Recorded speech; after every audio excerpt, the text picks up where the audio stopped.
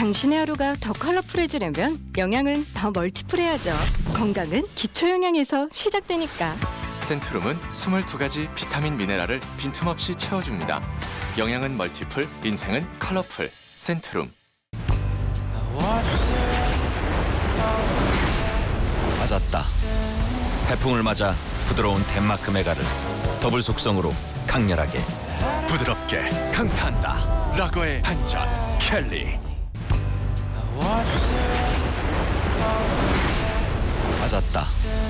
태풍을 맞아 부드러운 덴마크 메가를 더블 속성으로 강렬하게 부드럽게 강타한다. 라거의 반전 켈리.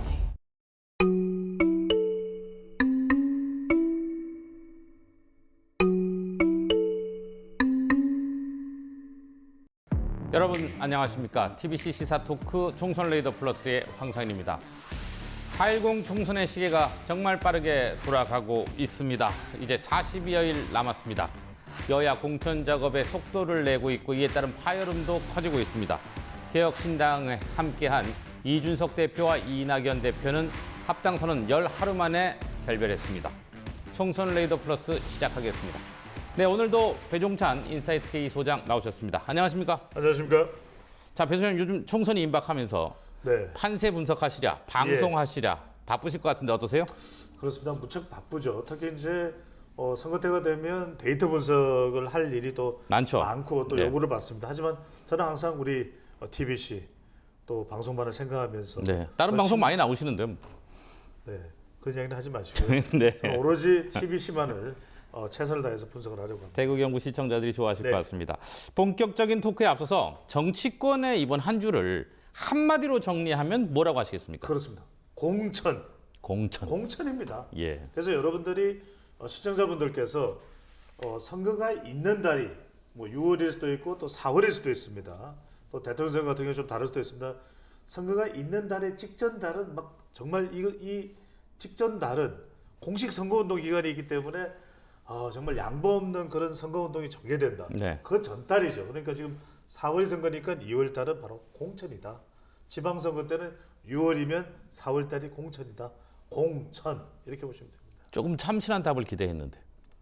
네, 네, 알겠습니다. 자제해 주시고요. 네. 자, 그럼 본격적인 토크 시작해 보겠습니다. 여론조사 전문가시니까 여론조사를 통해 본 이번 주 정치권 움직임부터 정리해 보죠.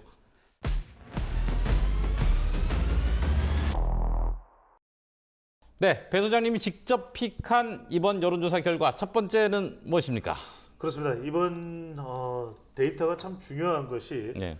바로 정당 지지율입니다. 늘 정당 지지율을 제일 그렇습니다. 먼저 갖고 오시네요, 그죠? 네, 정당 지지율인데 지금 개요는 아마 화면으로 보실 수 있을 테고요. 예. 이 정당 지지율이 이제 설날 명절 연휴에 예. 발표가 된 조사 결과인데 예. 국민의힘이 44.3%, 민주당이 37.2%. 예. 근데 여러분들이 이게 왜 중요한 거 생각하면 국민의힘이 40% 됩니다. 예. 민주당은 30% 되는데 우리가 주로 이제 이 1000명 조사를 하면은 오차 범위를 플러스 마이너스 3.1% 포인트. 그러니까 플러스 마이너스를 넓혀 보면 펼쳐 보면 6.2% 포인트가 되거든요. 네네. 근데 이번 조사에서는 이 오차 범위를 뛰어넘는 7.1% 포인트 차이입니다. 왜 이런 결과가 나왔을까?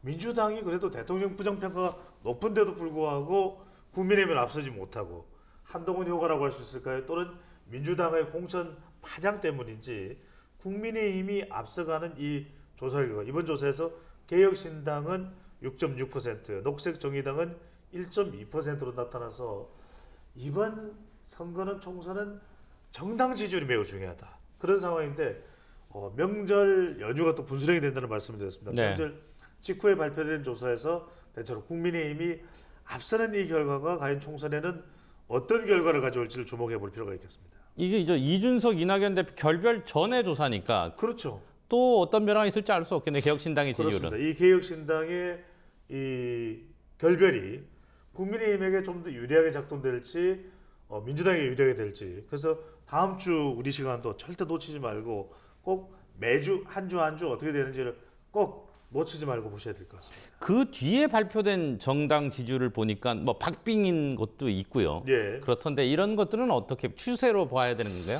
그렇죠. 뭐 조금 이제 변화가 있을 수는 있습니다만 중요한 것은 총선 구도라든지 기존에는 상당히 좀 불리하게 전개됐던 정권 심판론이나 정부 견제론, 그게 민주당이 안고 있는 지금 공천을 비롯해서 이재명 대표 등의 이런 리스크가 민주당의 지지율을 더 이상 확장시키지 못하는 일종의 걸림돌이 되고 있다. 이 부분에 주목해서 볼 필요가 있겠습니다. 자, 두 번째 가지고 오신 여론조사 결과 뭡니까? 네. 자, 방금 전에 정당 지지율을 소개해드렸는데 이런 결과가 나오는 가장 큰 근본적인 이유는 뭘까? 패러다임 프레임 체인지입니다. 예. 실제로 이 총선이 있기 전에, 총선이 본격화되기 전에는 대체로 이번 총선의 구도를 윤석열 대 이재명, 지난 대선 연장전의 끝판대결 이렇게 봤거든요.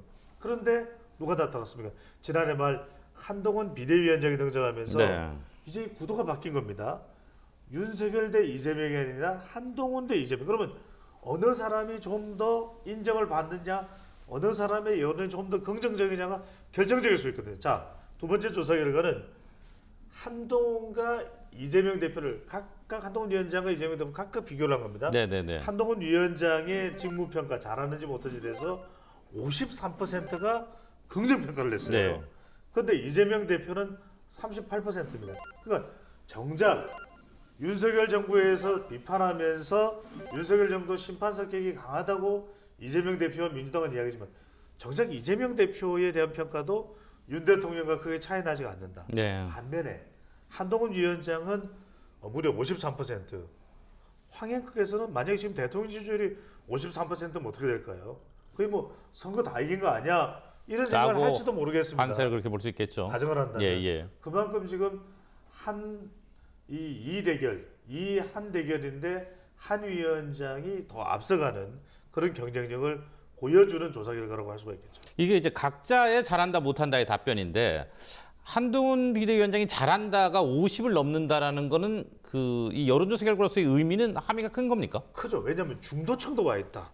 그러니까 이재명 대표에 각각 물어봤으니까요. 38%는 더불어민주당 지지층 정도거든요. 아. 그런데 한동훈 비대위원장의 53%는 국민의힘 지지층 플러스 중도. 이들이 왜 왔을까? 바로 한동훈 위원장의 모비딕 효과, 한동훈 위원장의 동료 시민 효과, 이런 부분들이 여의도 문법이 아니라 5천만 문법을 통해서 중도까지, 그리고 주부층까지, 여성까지 이렇게 주목도를 높인 결과라고 볼 수가 있는 것이죠.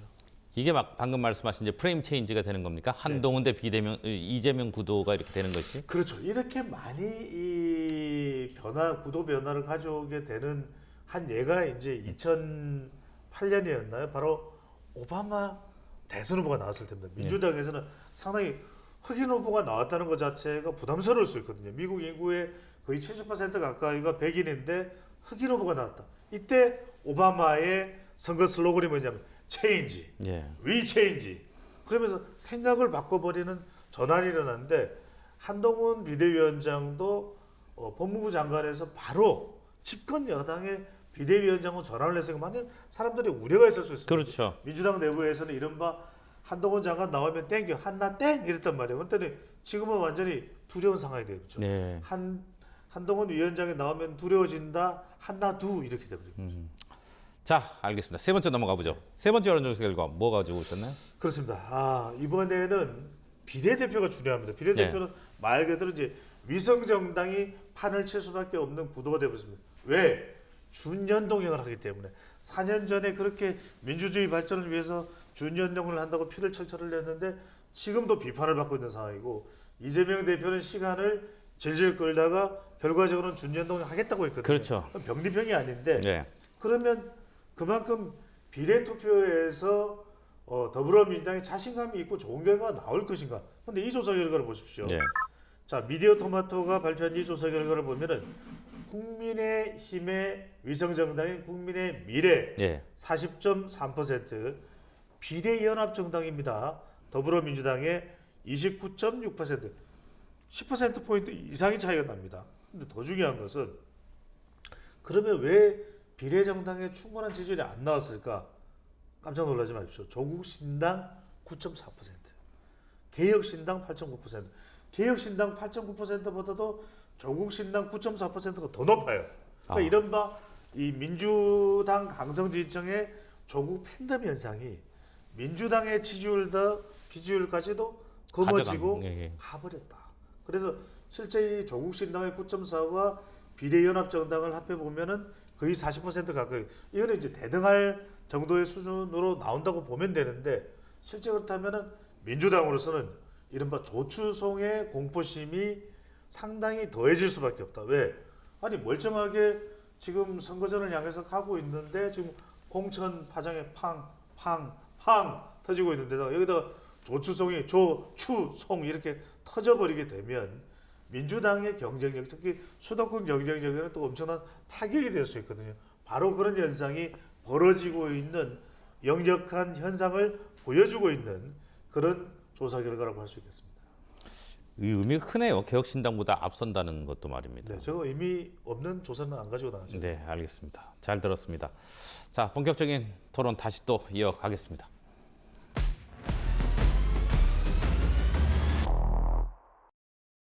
네, 국민의힘 TK 25개 선거구 가운데 절반이 넘는 선거구의 공천 방식이 결정됐습니다. 먼저 단수공천 얘기부터 좀 해볼게요. 예. 윤재욱 현 원내대표, 추경원 전 경제부총리, 이만희 직전 사무총장, 정의용 원내대변인 이렇게 공천을 받은 거죠. 그렇죠. 예상했던 분들입니까? 그렇습니다. 일단은 경쟁자가 딱히 없는 경우에는 아무리 TK 지역이라도 단수 공천을 할 수밖에 없는 상황이거든요. 실제 단수 공천을 받은 인물들은 특별한 또 도전자가 없었습니다. 특별한 도전자라는 건 평가를 통해서 말 그대로 경선까지 가야 될 합당한 이유가 있는 그런 경우인데 그렇지 않았다라는 겁니다. 그리고 또 하나는 무리하게 여전히 경쟁력이 있고 지역 유권자들의 지지를 받고 있는 중진들인데 나가라, 뭐 물갈이 위해서 나가야 된다 이럴 수는 없는 것이거든요. 그러니까 막연한 중진 희생을 요구하지 않는다, 강압하지 않는다가 이 시스템 공천의 정신에 덤뿍 묻어 있다라고 볼 수가 있는 것이죠. 이게 지금 말씀하셨는데 25개 선거구 가운데 4개의 단수 공천이거든요. 이게 많은 겁니까? 적은 겁니까? 적절하다고 보십니까? 상대적으로 다른 지역에 비하면은 단수 공천이 많지는 않은 거죠. 예. 그러니까 그만큼 다른 지역에 비하면 그래도 고심이 들어가 있는 지역이 바로 TK다. 왜? TK에서 그렇다고 해서 중진을 물러나지는 막연히 물러나게 할 수는 없지만 그렇다고 해서 교체를 안 할 수는 없거든요. 그래도 도전자들이 다른 지역보다도 진입이 가능한 지역이 공천을 받았을 때 TK가 될 수밖에 없기 때문에 그래도 다른 지역과 비교하면 아주 파격적이지는 않더라도 중진 교체라든지 물갈이라든지 전략적 공천의 의미를 담기 위해서 고심한 흔적이 TK는 있다 이렇게 볼 수가 있겠죠. 말씀하신 대로 사실 고민이 컸고 거기에 따른 추측도 많았던 분들이에요. 사실 그냥 무난하게 됐다고 보기는 어려운 게 윤재욱 원내대표도 원내대표이긴 하지만 TK 중진으로 분류가 되고 달성의 추경호 부총리도 사실 박근혜 전 대통령이 있는 곳이잖아요. 그런 변수가 있었던 거거든요. 그 부분은 어떻게 보세요? 그렇습니다. 그런저런 이유로 해서 이제 중진들을 물갈이하게 되면은 이른바 대통령실 그리고 윤석열 정부 인사들을 우주공산으로 또 진입시킬 수는 있겠죠. 하지만 그럴 때 명분이 뭐가 되겠습니까? 그렇다면 뻔하게 나올 수밖에 없는 것이 윤심공천이야? 아니 중진을 이유 없이 내보내? 라는 비판이 쏟아질 수밖에 없습니다. 여기서 가장 중요한 것은 후보자를 생각하는 것이 아니라 지역 유권자입니다. 네. 만약에 그런 지역 중에서도 도전자의 경쟁력이 저도 정량조사로는 아니더라도 정성적 평가로 이 정도 인물이면 한번 그래도 경선을 해볼 만한 데는 그런 지역들은 경선 발표를 한 거죠. 네. 하지만 그렇지 않고 도전자들의 면면을 볼 때 지역 주민들로부터 평가받고 있는 현역들을 능가하거나 대적할 정도는 아니다. 그렇다면 그것에 무리하게 경선을 붙이는 것도 합당치는 않은 거 아니겠습니까? 그런 부분에 대한 충분한 사리 분별을 했다고 볼 수가 있는 것이죠. 깊은 고민 끝에 최소한의 결정이었다. 그렇죠. 국민의힘 공관위 발표에서 가장 관심을 모으는 대목이 역시 TK 경선 대진표가 아닌가 싶은데요. 먼저 대진표를 정리한 현경화 기자의 리포트 보시고 얘기 이어나가겠습니다. 국민의힘 공관위가 추가로 발표한 단수 공천 지역에 대구에서는 예상대로 2곳이 포함됐습니다. 당 원내대표를 맡고 있는 대구 달서울 윤재욱 의원과 경제부총리를 지낸 달성군 추경호 의원이 대상입니다.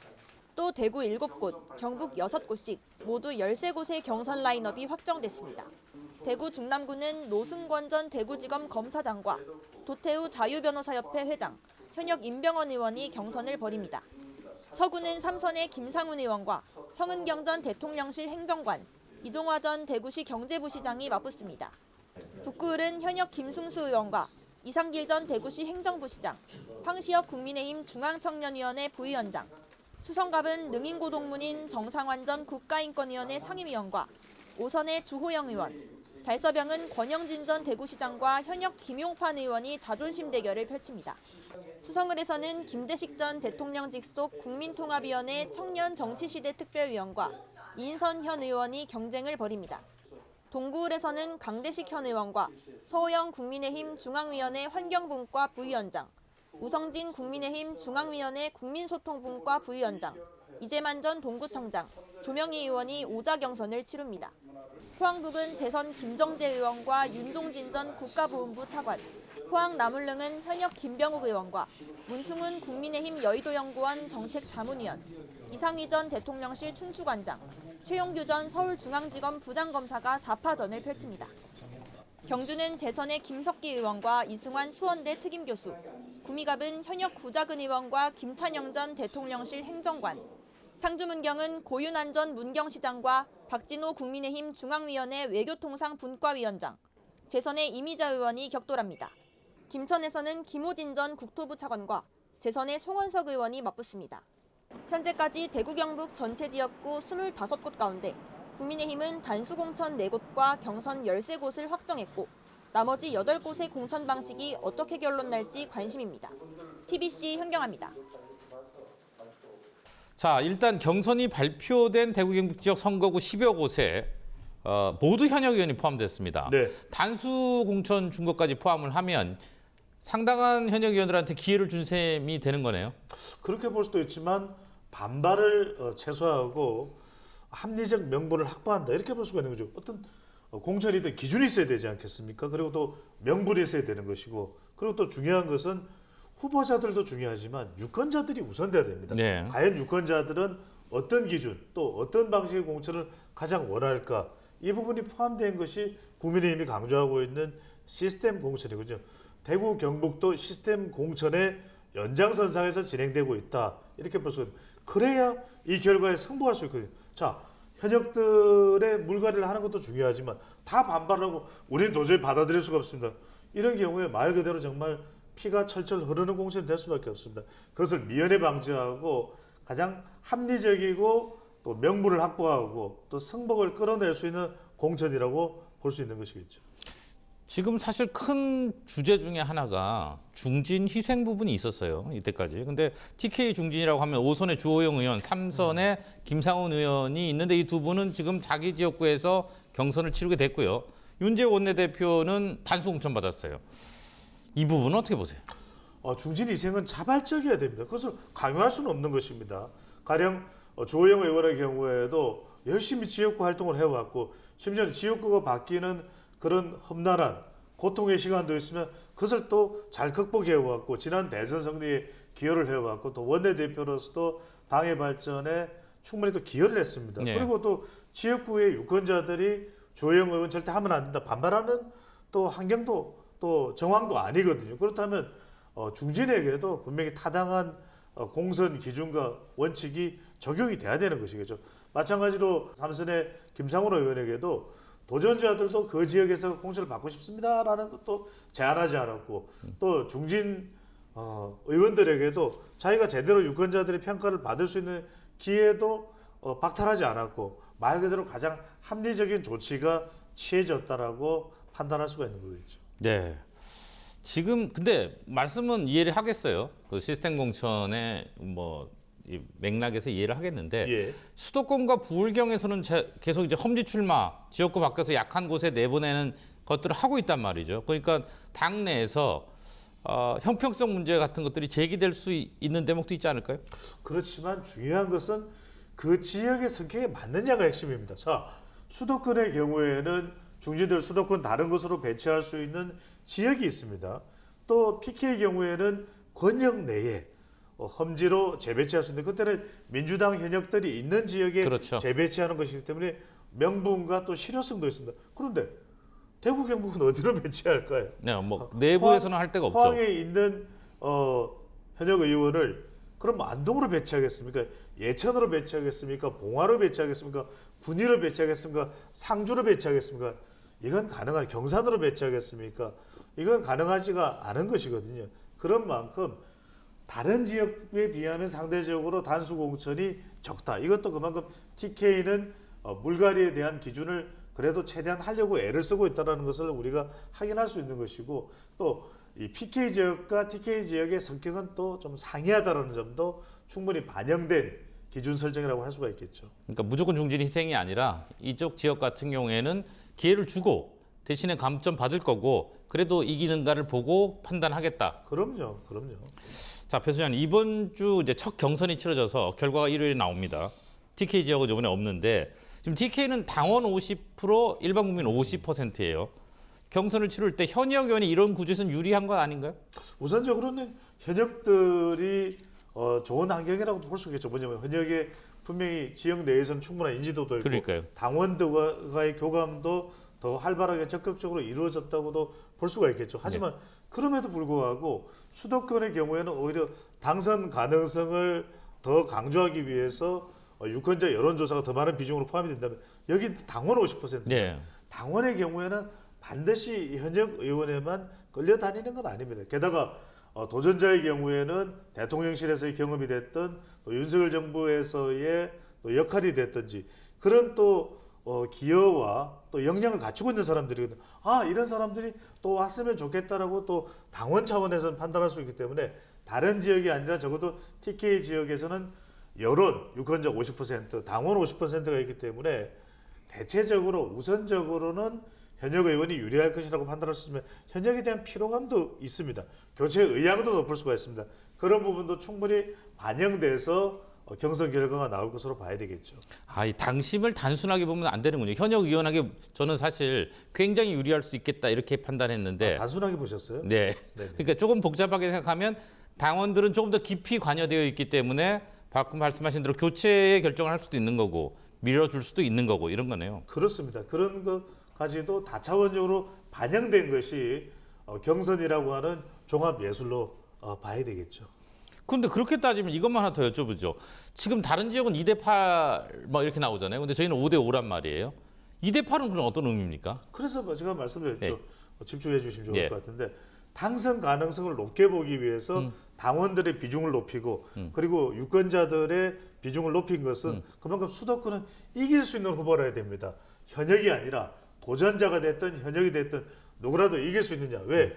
이 수도권을 이기지 못하고는 전체 선거에서의 과반 또는 다수당의 지위를 확보할 수 없기 때문에 수도권에는 당선 가능성을 강조하는 이 비율의 형태, 반면에 이 대구 경북의 경우는 당헌 당규 원칙을 기준으로 하면서 또 당원 당심이 좀 강조돼서 현역에 대한 교체 의향도 충분히 반영될 수 있는 것을 또 염두에 두었다라고 할 수가 있겠죠. 네, 조금 더 집중하도록 하겠습니다. 부탁드립니다. 네, 이좀 경선 방식을 한번 정리해 볼 필요가 있을 것 같아요. 네. 이게 기자들 사이에서도 좀 헷갈리는 부분이 많아서요. 네. 그러니까 아주 단순하게 생각하면 경선이 여론조사를 실시해요. 그리고 가점과 감점이 있어요. 이걸 반영해서 이기면 이기는 겁니까? 그렇습니다. 헷갈리면 예. 시사가 헷갈리면 TBC 예. 보시면 될 텐데요. 자, 이제 현역에 대한 평가, 그 다음에 현역에 도전하는 도전자에 대한 평가, 당협위원장도 있겠죠. 이 평가가 끝나고 나면 말 그대로 이제 단수 공천일지 또 경선일지 또 양자 경선일지 다자 경선일지가 결정이 됩니다. 자, 이렇게 결정이 되고 나면 경선이 치러지게 되는 경우에는 이 경선은 현역의 경우에는 또 감점, 또 신인의 경우에는 가점 예. 이렇게 주어져서 최종적으로 이제 결과에 따라서 공천 받을지 여부가 결정이 되는 것이고요. 이때 과반이 넘지 못하면 다시 한 번 더 재투표를 해서 과반 득점자가 당선돼요. 왜냐하면 다자 대결 구도에서는 25%, 24%, 2%, 21% 되면 이것을 완전한 공천 확정자로 결정짓기에는 좀 부족하고 미흡한 그렇죠. 부분이 있거든요. 예, 대표성이 이럴 떨어지겠죠. 때 대선에서도 도입되지 않은 이 예. 결선 투표를 통해서 공천에 대한 승복 또 이것을 수긍해낼 수 있는 설득력을 더 끌어내는 그런 시스템 공천이라고 할 수가 있는 것이겠죠. 그러니까 이제 그 대목 때문에 사실 이제 복합 함수가 되는데 지금 당초에 말이죠. 공관위는 경선을 3인 이내라고 했단 말이죠. 네. 그런데 결과가 나오고 거 보니까 대구 동을이 5명, 포항남 울릉이 지금 4명, 뭐 3명, 뭐 양자 대결 이렇게 나눠져 있는데 자, 이거부터 여쭤볼게요. 양자냐 다자냐에서 현역과 도전자 이 어디가 유불리가 있을 것 같은데요. 우선 이 말씀을 드리기 전에 그건 이제 유불리는 환경에 따라서 차이가 있을 수 있습니다만 더 중요한 것은 왜 양자 경선으로 갈 텐데 다자 경선이 존재하고 있느냐. 예. 바로 이 부분이 시스템 공천입니다. 그러니까 실제 차이가 별로 나지 않는데 어떤 사람은 탈락시키고 어떤 사람은 충분하지 않은 경쟁력을 가지고 있는데 경선에 또 포함이 되고 이러면 이것이야말로 반발을 불러올 수밖에 없는 그런 공천 방식인데 지금 민주당 일부 지역구에서 일어나고 있는 현상이죠. 왜 여론조사에서 1위를 달리고 있는 후보인데 왜 경선에 포함이 안 됐는지 3, 4위를 달리고 있는 후보인데 친명이라는 이유로 경선에 포함이 됐는지 이런 부분들이 문제가 되고 있는 것이거든요. 바로 이런 문제점을 해소하기 위해서 다른 지역도 아니고 특히 이제 대구 경북 지역의 경우에는 상당히 경쟁이 치열할 수밖에 없고 후보자들 간의 차이가 별로 없는 그런 지역도 있습니다. 이 지역에는 이걸 무리하게 또는 주관적인 판단에 의해서 걸러내는 것이 아니라 유권자들의 판단을 받아봐라. 유권자 우선으로 경선의 합리적인 기준을 설정하는 것이 바로 시스템 공천이거든요. 그런 점에서 다자 방식이 나오는 것인데 자 이럴 때 우리가 보면은 중요한 것이 바로 이 도전하는 후보들의 표가 이 실제 경선이 있기 전에 단일화를 통해서나 또는 1차 경선에서는 과반이 확보되지 않았지만 2차 결선 이 투표로 가서 경선 투표로 가서 도전자들이 서로 결집하게 되는 경우에는 도전자 중에 한 명이 굉장히 유리해지는 구조가 될 테고 근데 현역이 여전히 과반은 되지 못했지만 상당한 경쟁력을 보이는 결과다. 가령 49% 정도를 득표했다면 불과 1%가 모자랐던 거 아니겠습니까? 이런 경우에는 결선 투표를 통해서 오히려 현역적으로 수렴이 될 가능성이 조금이라도 더 높기 때문에 그런 경우에는 현역이 유리하다. 말 그대로 현역이 1차 경선에서 과반을 넘지 못하면서 도전자들과 별 차이가 없다면 도전자 쪽에 기회가 될 가능성이 응집되기 때문에 더 높은 반면에 현역이 오히려 49% 거의 과반에 근접하지만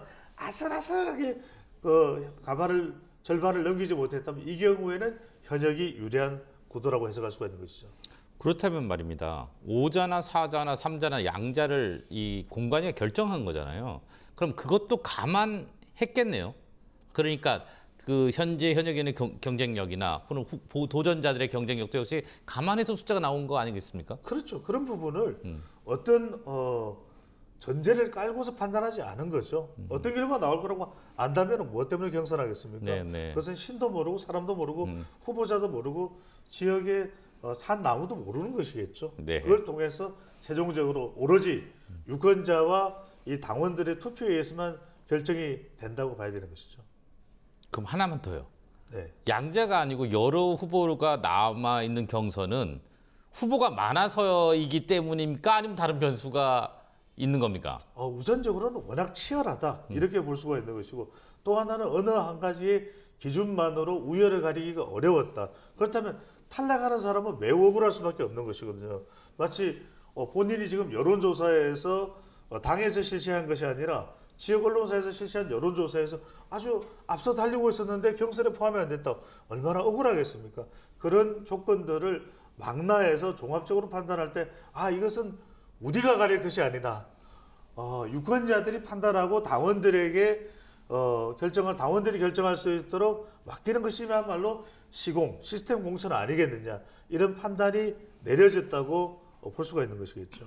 네. 그러면 여기서 다시 이제 아까 말씀드린 대로 여론조사에다가 가점과 감점이 들어가잖아요. 근데 네. 통상 오랜 선거를 보셨으니까 가점과 감점이 경선에 어느 정도 영향력이 있다고 보세요? 지금 현재로서는 이 가점 제도가 아주 결정적인 영향은 아닙니다. 그러다 보니까 이번에 국민의힘의 공천과 경선에도 중진은 감산 점수가 깎이는 것이고요. 예. 또 청년은 가산점을 받는데 워낙 인지도가 높고 워낙 당원 관리를 잘해온 중진 의원이라면 도전자가 또 월등한 또 단기간에 발군의 기량을 발휘하지 않는 이상은 상당히 유리할 수밖에 없다고 봐야 되겠죠. 이 점에서 조언을 드린다면 국민의힘도 또 전체 유권자들도 우리 방송을 많이 보시니까 예. 오히려 더 파격적으로 청년들에게는 2배의 지금보다 2배의 가점 더하기 점수 그리고 중진들에게는 적어도 3선 이상의 중진들에게는 지금보다 2배의 감점 빼기를 한다면 상당히 파격적인 공천이 될 수 있는데 이번 경우에는 좀 큰 반발이 없도록 하는 이른바 무난한 시스템 공천을 표방하고 있기 때문에 이번 경선에는 적용하지 못한다라도 다음에 일정한 어느 시점인가에 기회가 온다면 적용을 해볼 수도 있을 것으로 보입니다. 양쪽이 조용한 거 보면 그나마 절충점에는 있는 모양입니다. 그렇죠. 수용을 한다는 게 중요합니다. 예. 결국은 이 공천이라는 것은 합리적으로 기준이 설정되고 그것을 유권자와 당원들과 후보자들까지 받아들일 때 별 무리가 없는 무난한 그리고 합리적인 또 타당한 공천이라고 볼 수 있는 것이거든요. 이렇게 또 원활하게 또 원만하게 공천이 이루어졌을 때 유권자들도 좋은 평가를 하면서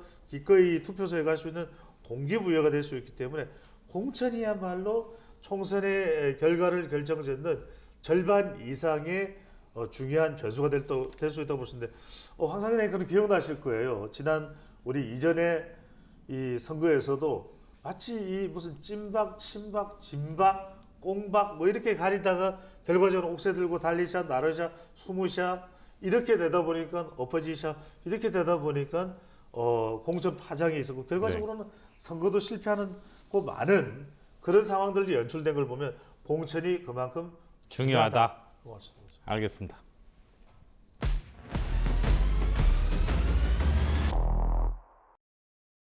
정용환 국민의힘 공천관리위원장은 절반 정도의 공천 결과를 발표한 뒤에 이제부터가 고차 방정시다 이런 표현을 썼습니다.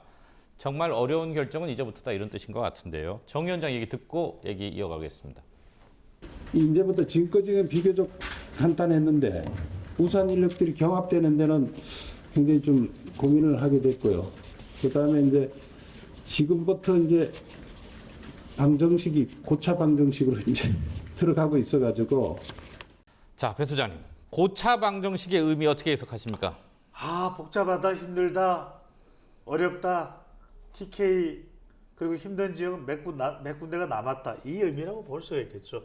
지금까지는 굉장히 이제 무난한 대체로 공천을 해왔다면은 마지막 남은 지역들이 상당히 어려운 지역들 그렇기 때문에 후에 이 결정으로 남아 있는 것이고 과연 이 지역에서 물갈이를 할 수 있을지 또 현역들은 어떤 태도를 취할지 도전자들은 그만한 신인들은 경쟁력이 있는지 또 윤심 공천이나 또는 의심이 되는 꼼수 공천으로 의심받을 여지는 없는지 이런 부분들이 많이 복잡하게 신경 써야 될 부분이 많기 때문에 말 그대로 1차, 2차, 3차도 아니고 4차, 5차도 아니고 고차 방정식으로 하는 이유는 그만큼 복잡하다 여기 마지막 공천을 잘 마무리하자 그런 의지로도 읽을 수 있을 것으로 보입니다.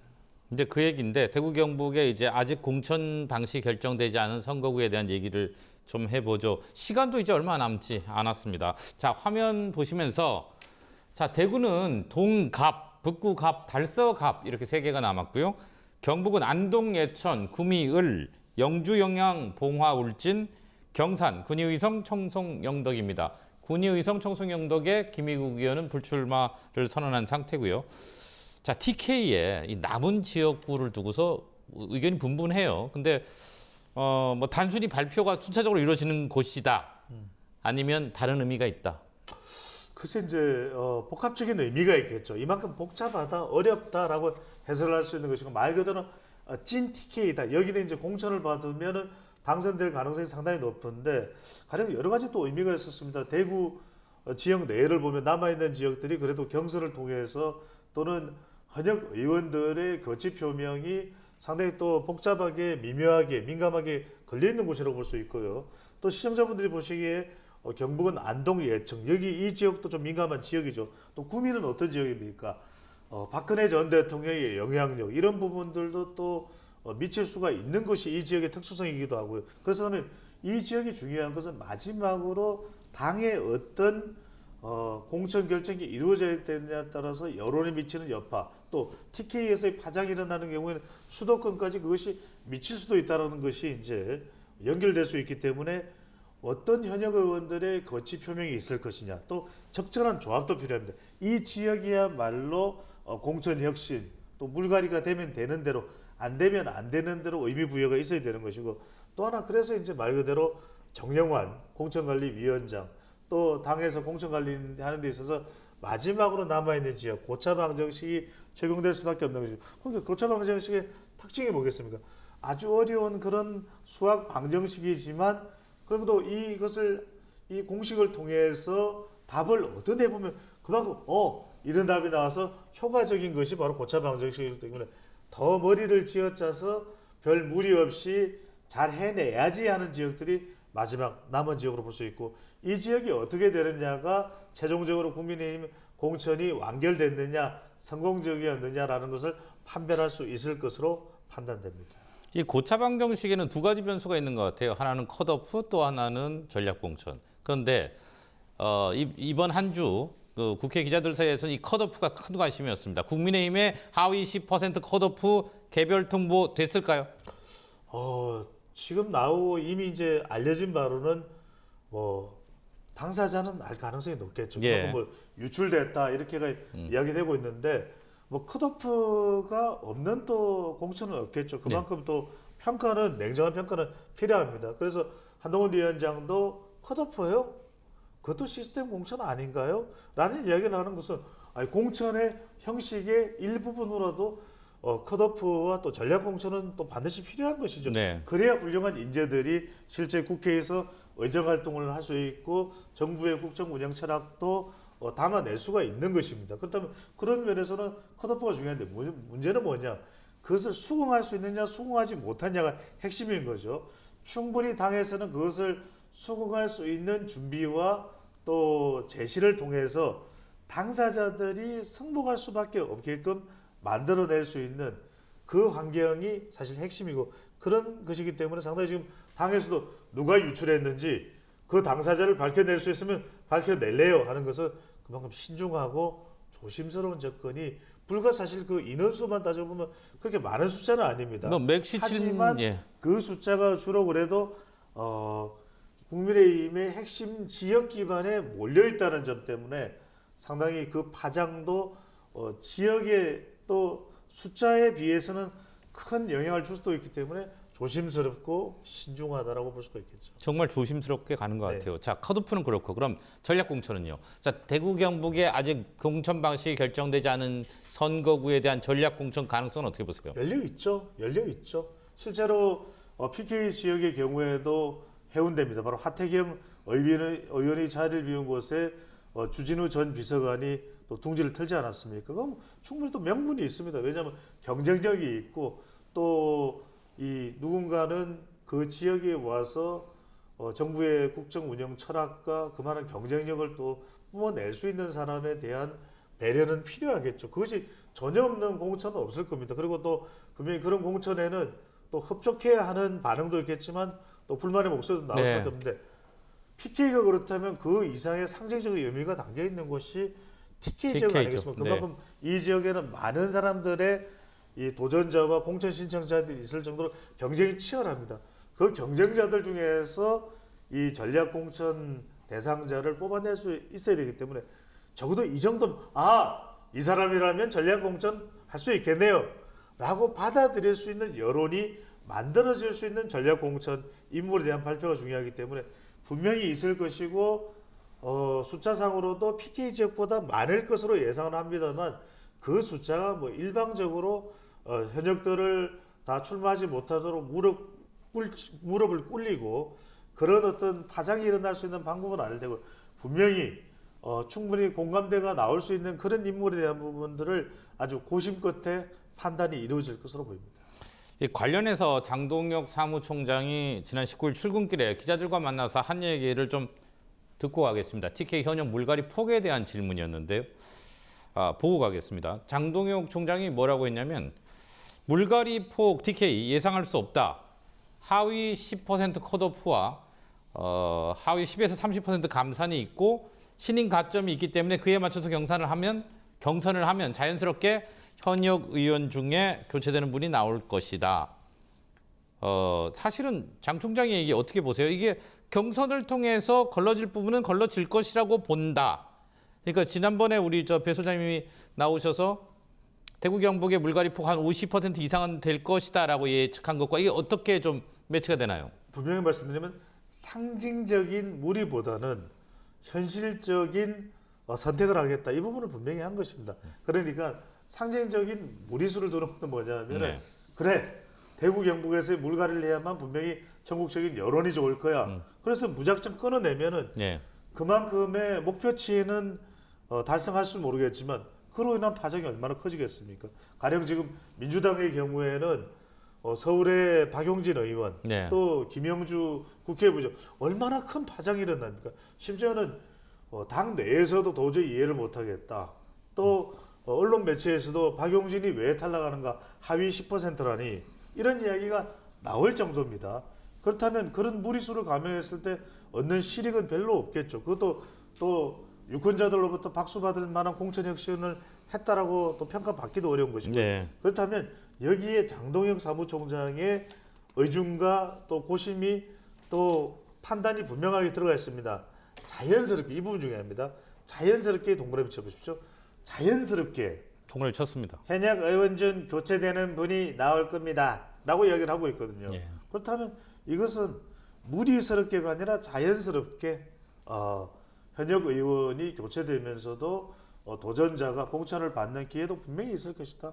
그런 선택을 오히려 이번 공천에서는 더 강조하겠다는 의미로 해석을 해야 되겠죠. 이 정영환 공천관리위원장이 TK 일부 지역에 대한 그 기자들의 질문에 답을 하면서 인재가 몰린 지역의 신청자가 재배치, 공천 신청자 재배치 얘기를 했어요. TK 지역 내에서의 재배치가 사실 좀 상상이 잘 안 되고 많지도 않을 것 같은데 어떤 변화가 있을 수 있을까요? 최근에 숫자가 어떻게 되느냐보다는 다른 어떤 지역보다도 대구 경북 지역에서는 공천을 받으면은 뭐 자동적으로 당선이다라고 가능성이 하는 높죠. 또 네.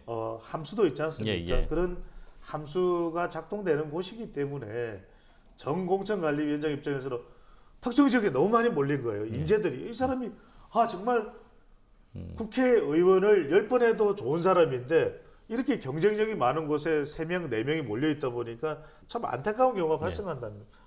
그렇다면 우리가 국회에서 활동할 수 있다면은 대구를 위해서 또 경북을 위해서 대한민국을 위해서 아시아를 위해서 전 세계를 위해서 활동하면 되는 것이지 꼭 군위 지역이어야 된다. 꼭 경산이어야 된다.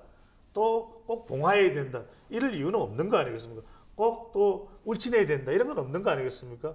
꼭 경주해야 된다. 이런 건 없기 때문에 그런 면에서는 좀 재배치를 통해서 저도 이것이 대구 경북 전역이겠습니까? 그렇지는 않을 겁니다. 2-3곳 정도라도 그렇게 해서 오히려 국회로 들어와야 되는 사람들을 지금 고심을 해야 될 정도로 좀 심사숙고를 해야 될 정도로 인재들이 많이 몰려 있다. 그렇다면 이것이 겹치지 않도록 이런 것까지 감안해서 국회에 들어와야 되는 유권자들이 충분히 수긍할 수 있는 사람들을 입성할 수 있도록 하는 그런 조치를 취해야 될지도 모른다라는 것을 확정된 게 아니에요. 네. 그런 본인의 마음에 지금 담겨 있는 이야기를 한 것으로 볼 수가 있는 거죠. 그것도 고차 방정식의 하나의 변수겠죠. 자, 그리고 하나 더요. 경북의 지금 공천 미결정 지역은 그 선거구 획정이 물려 있는 곳이 있습니다. 네. 선거구 획정의 여야 합의가 쉽지 않아 보이는데 어떻게 생각하세요? 이 경우에는 사후 조정을 하는 수밖에 없겠죠. 대구 경북은 그래도 국민의힘의 강세 지역이기 때문에 어느 지역인지 아직 최종적으로 확정은 되지 않았습니다. 그 지역에는 이미 확정되기 전에 상당히 또 이것도 국회에 또 선거구 획정과 관련해서는 참 만시지탄의 일입니다. 그렇죠, 뭐 하고 그렇죠. 있는지 네, 통탄할 노릇인 거고요. 이해 안 가는 거죠. 어쨌거나 이런 무책임함은 우리가 몇 번 꾸짖어도 부정함이 없죠. 몇천 번 꾸짖어도 부정함이 없겠습니다만 어쨌거나 간에 이런 상황이 벌어지고 있는 것이니까 이럴 때는 사후 조정을 하는 수밖에 없습니다. 합쳐지는 지역에 이미 공천을 자를 확정을 했다면 두 사람 중에 한 사람으로 조정을 해야 될 테고 또 분리가 되는 곳이었다면 한 사람을 더 필요로 할 테니까 이런 거중 조정 과정은 필요할 것으로 보입니다. 자, 이제 더불어민주당 얘기 좀 해보겠습니다. 파열음이 상대적으로 더 커 보입니다. 민주당 공천관리위원회가 1차 경선 결과를 발표했는데 현역 의원 5명이 탈락했고요. 평가 하위에 속한 의원들이 재별 통보를 받고 있어요. 지금 민주당 공천은 어떻게 보세요?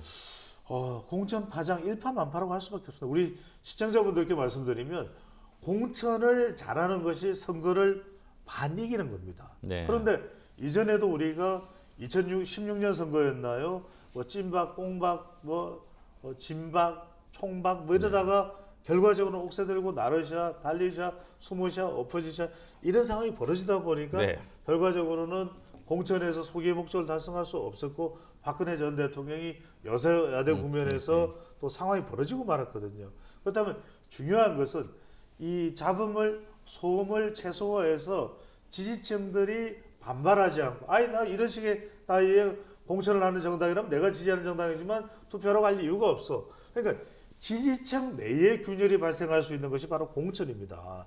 그냥 우리가 일반적인 선거라고 한다면 중도층, 무당층, 2030 MZ세대를 잡는 싸움이겠지만 공천 잘못하면 집안이 자칫 쪼개져 버릴 수가 있는 겁니다.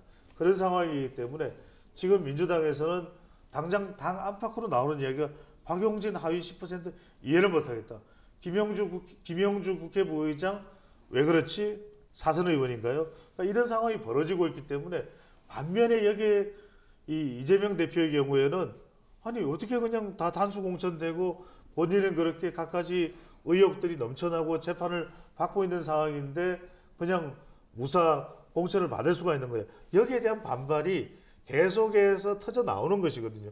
게다가 심야의 기동민, 이수진, 또 노웅래, 이른바 라임 옵티머스, 또 돈다발 의혹이 있는 의원들이 심야 공천 관련 회의를 했다라는 거예요. 그럼 이건 왜 공식적인 공천관리위원회를 통해서 안 하느냐? 어떤 비선이 있는 거냐?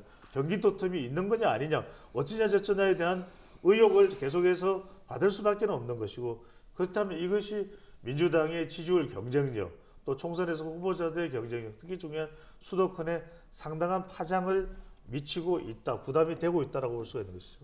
네, 민주당의 정치 언론들이죠. 김부겸, 정세균 전 총리 등이 나섰어요. 입장문까지 냈는데 앞으로 이 공천을 둘러싼 파장 격화될 것 같은데요. 두 명의 전직 총리도 그렇지만 이미 이낙연 전 총리는 예언을 하지 않았습니까? 이러다가는 민주당이 큰일 날 수 있을 거예요. 했단 말이에요. 네, 예. 그 현상이 고스란히 나타나고 있는 것이죠.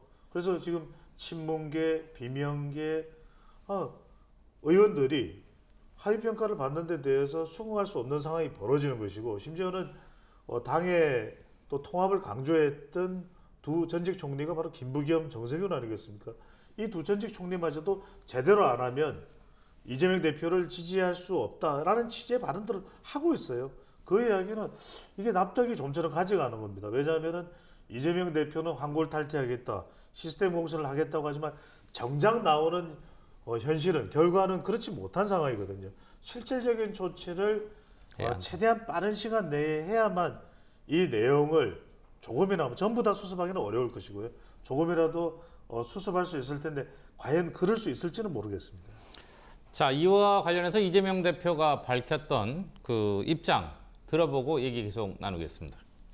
새로운 모습으로 환골 탈퇴하는 과정에서 생기는 일종의 진통이라고 생각해 주시고 훌륭한 인물들로 우리 공관위가 잘 결정해 드릴 것으로 생각합니다. 자, 이 대표가 말한 환골 탈퇴의 진통 이렇게 이제 보고에 있지 않은 것 같아요. 근데 본인은 그렇게 말하는데 지금 이재명 대표의 불출마 주장까지 나오고 있는 상황이지 않습니까? 그렇습니다. 말이 아니라 이제 행동이겠죠. 실제로 공천 파장에 조짐이 보였던 것은 추미애 전 장관이 임종석 전 실장을 맹렬히 공격할 때 이른바 친명 친문 갈등이다. 그래서 명문 정당을 이재명 대표는 문재인 전 대통령을 지난 2월 4일이었죠. 경남 양산의 평산책방을 찾아갔을 때는 그때 그걸 강조했어요. 문재인 전 대통령도 명문정당이다. 그것은 문재인 전 대통령도 그것을 바랬던 거죠. 이 대표 우리 후보들 문재인 정부 사람들 부탁해요. 허허허 이랬을 거란 말이에요. 그랬을 거라는 거죠. 예. 네네. 예, 그랬을 거라는 건데 네. 비슷하지 않나 보죠. 네, 아니요. 하여튼 예. 그래서 많이 비슷했습니다. 그렇게 강조를 하고 당부를 했을 텐데 네. 그렇지 않았을 리는 없겠죠. 그런데도 불구하고 지금 임종석 전 실장에 대해서 아직까지 이 공천 신청을 할 수 있을지 없을지에 대한 부분을 결정을 못 하고 있어요. 그러다 보니까 이것이 친문 친명 갈등이 가라앉지 않고 있는 것이고, 그리고 임 전 실장에 대해서 추미애 전 장관이 그렇게 지속적으로 맹공을 퍼붓는 것에 대해서도 어떤 차단적 조치도 없는 겁니다. 그러면 이재명 대표가 그래야죠. 아무리 추미애 전 장관이 이재명 대표를 옹호하고 지난 민주당 대선 경선 과정부터 지원을 해왔지만 추 전 장관 그렇게 하면 안 돼요. 그렇게 하면은 이 공정한 공천이 될 수 없어요. 시스템 공천이 못 돼요.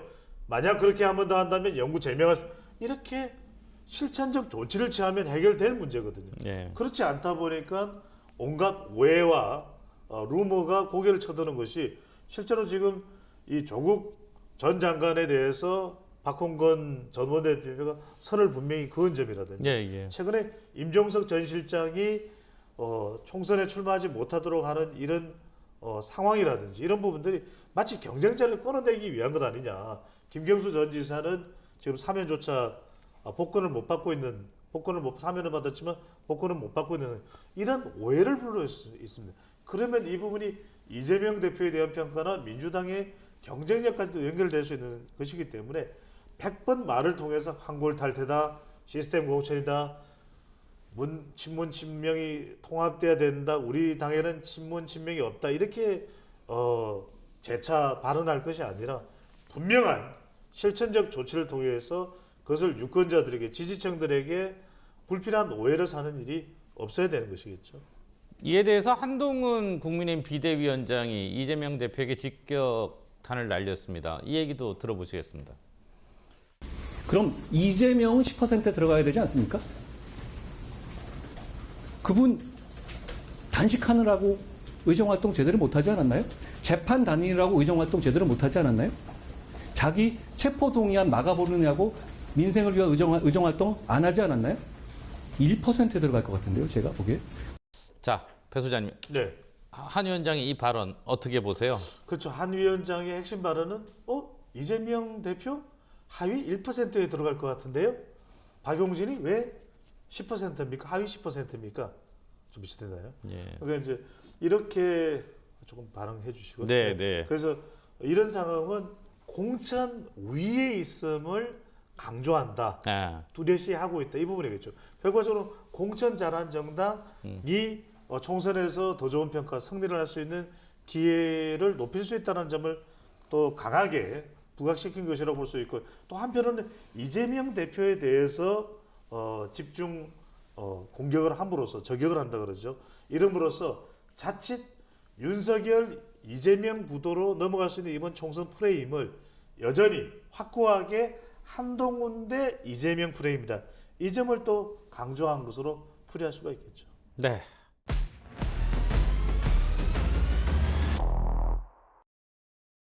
자, 이 정도 하고요. 이번에 이제 개혁신당 얘기로 마지막으로 넘어가 보도록 하겠습니다. 이낙연 새로운 미래 대표가 합당선언 열 하루 만에 이준석 대표와 결별했습니다. 예상을 좀 하셨나요? 이럴 줄 알았다죠. 우리 또 방송을 통해서 이미 분석을 해드린 바가 있습니다. 네. 그때도 우리 대구 경북 시청자분들께서 무릎을 딱 치면서 역시 배추도사 배종찬 소장 남다르다라는 판단을 하셨을 텐데, 항상 우리가 이런 분석을 할 때 어떤 정당과 세력이 합해질 때는 여러분들 3P 분석을 해보면 됩니다. 3P요. 그거는 동상 이몽도 아니고 동상 신몽도 아니고 동상 빈몽도 아니고 동상 일몽이 돼도 이것이 합해질까 말까, 빅텐트가 될까 말까거든요. 그러면 정말 기본적으로 중요한 것은 첫 번째 P, 바로 철학입니다. 생각이 비슷해야 돼요. 그 다음에 두 번째로는 공약, 이 선거에 꺼내놓는 의젠다가 비슷해야 됩니다. 황상현의 생각, 배종찬의 생각 다르면 안 되는 것이거든요. 네. 그래서 우리가 지금 조화를 이루고 있는 것처럼. 조화, 그다음에 마지막으로 이제 사람의 조화입니다.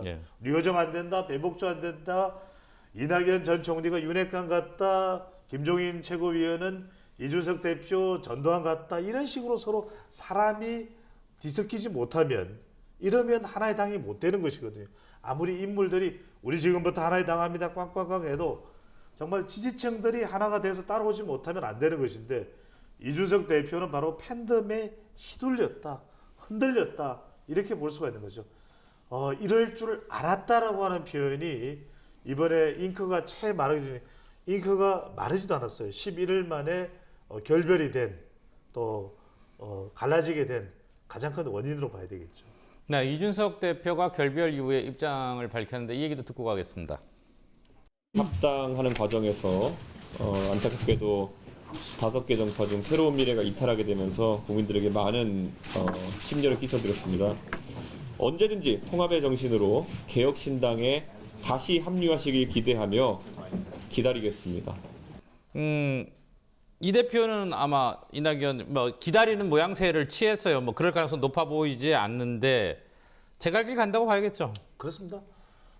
헤어질 결심이 아니라 그냥 헤어진 결정이죠. 결정. 그래서 다시 합해진다 그러면 이게 이게 얼마나 어처구니 없는 일입니까? 유권자들에게는 정말 진정성이 없고 또 이런 신뢰성을 상실할 수밖에 없는 그런 상황이 될 겁니다. 다시 또 합한다. 그럼 또 안 깨져? 괜찮은 거야? 이런 또 얘기가 나오겠죠. 의문이 들 수밖에 없는 것이고. 네, 분석까지 해주셨네요. 자, 이제 총선 레이더 플러스 마칠 시간인데요. 배수장님 끝으로 다음 주 주목되는 정치 이슈를 좀 정리해 주시죠. TK 공천입니다. 결과가 나오죠. 그렇습니다. TK 공천이야말로 국민의힘 또 민주당까지 본다면 이제 수도권 친문 공천 결과가 되겠죠. 결과적으로는 공천을 잘하는 정당이 반은 이기고 들어가는 선거입니다. 그렇기 때문에 이 TK 공천을 국민의힘이 얼마나 잘하냐, 또 민주당은 또 수도권 친문 공천 결과가 어떻게 나오느냐, 반발이 얼마나 확대되느냐에 이 총선 결과를 좌우하는 영향을 주는 한 주가 될 것으로 보입니다. 네, 총선 레이더 플러스 여기까지입니다. 시청해 주셔서 고맙습니다.